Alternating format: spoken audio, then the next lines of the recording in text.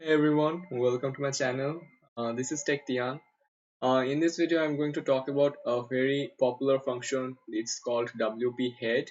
So basically, when you do all the bootstrapping that in your functions.php, and you basically call out all the necessary CSS files and JavaScript files, you do need to remove those files from your template as well. I mean from your theme as well, because you don't want the static lines of code. So when that moment of time, you will be using this WP head. So this is basically for the heading part. So everything you have in your header, all the CSS files that you have will be pulled up by this function.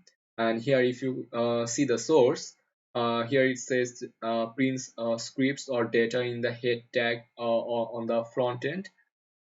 So you have to just call the WP head tag, WP head, and it will be good to go. So how to use this? So here you can see this is the head tag. First you have to add all the elements that you need in the head tag. Then last you have to just add simply this line PHP WP head, like this. So after you do this, it will pull all the data from your functions.php, and it will sorry for that, and it will load the CSS files for you. So yeah, that's for it for this video. I'll be seeing you guys in my next video. Till then, take care.